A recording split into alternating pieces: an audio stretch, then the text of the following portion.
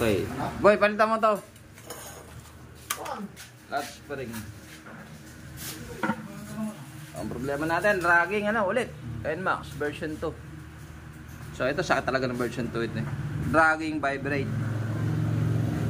Ilan na ba tinakbo na ito? 14, pero yung pulley mo nahukay na agad. Meron na, ayun, hukay na. So, ayun, lalim.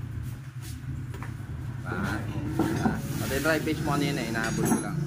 So, ang gusto ni boss, mawala yung dragging. So, ito yung ating final anti-dragging. Anti-dragging talaga. Wala namang ganun. Walang mumurahing pantanggal ng dragging, mga boss. Bali, ang mangyayari dito, yung final solution na ginagawa natin. So, ito kasi yung stock niya. B65. Yo, B65. So, ang gagawin natin, magpapalit tayo ng pulley. Ito, hukay naman na to. So, B65 out, 2DP in. Nakita nyo naman, yung pagkakaiba. Oh, malaki yung magiging niyan. Advantage. Unang-una, malaki to. Big pulley na kasi siya. No? Mas malayo na yung maaabot ng belt mo. Mas mataas na. Para ka nag-add ng gear. Parang ganon. Pero sabihin nyo, may wala namang gear yan eh. Okay? So, tapos, kinalkal natin yung kanyang pulley ramp.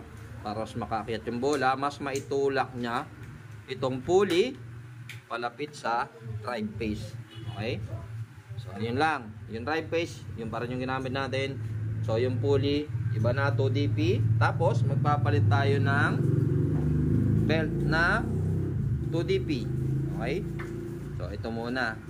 And then, center spring, clutch spring. Diyan lang tayo mag-a-adjust, no? Tapos, bola. O, medyo madugo ito. Wala yung 499 na sinasabi niyo. 499 anti-dragging. Tapos kinabukasan 2 araw, kala mo binabayo yung motor mo. Pagka po nagkakalkal kayo, isama nyo na po ito.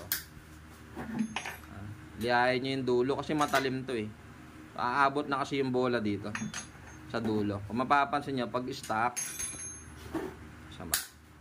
Zoom in. Zoom in. Yawn. Pag stock kasi ayun oh. Hanggang doon lang yung bola. So pagka kinalkal po yan, naabot na dito sa dulo yung bola. So obligado na tanggalin nyo yung talim para hindi magkatama yung bola, hindi magasgas. Okay? So ito yung anti-dragging natin. So hindi tayo kumakana ng 499 anti-dragging ang pinagsasabi niya. Ang dami na benta nun, ang dami na loko nun. Sigurado lahat yung tingnan mo yung review. Pangalanan ko na. Wag. Tingnan mo yung review. Ng daming puro 1 star. Paano nga? Sakit sa ulo lang eh. Sabi niya original daw yung lining, ganon. Huwag niyo lokohin. Pagka po nakita niyo yung lining, ganito palatandaan ng peke yan. Pag ito kulay dilaw, yung poste. Yan, matik aftermarket 'yon. Pwede yung pansamantala, Pansamantala lang po. Kung talagang nasiraan kayo, naputulan na kayo ng lining, pwede 'yon, pero huwag niyo pagtagalin kasi sigurado sasakit lang ang ulo niyo. Tapos sigurado 'yon, mga 1 buwan, 2 buwan, putol yung pinakatenga ng clutch. Yan, sakit lang ulo niya. Sayang na yung pera niya doon. Huwag niyo huwag niyo nang ipilit. Bagay, marami na siyang kinita. Wala na rin siyang pakialam. Okay. So, ikakabit na lang muna natin to. Tingnan natin kung ano magiging reaction. Pangalanan ko na. Yun, no?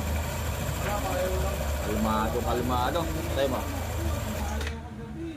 Kalmado. Tapos, yan, sagad na dito. Sagad na yung kanyang belt sa pinakadulo ng torque drive. Tapos, ayun sagad din doon sa loob, sa baba. Okay? Tapos, testingin natin yan kung magda-dragging. Sige, testing. Walang vibration.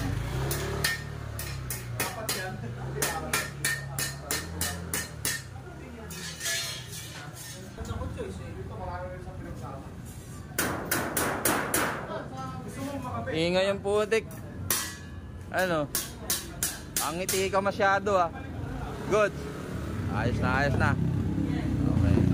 Masaya na siya. Matagal yung sakit ng ulo. Wala na yung sakit ng ulo.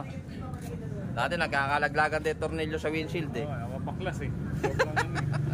Okay. okay, goods na.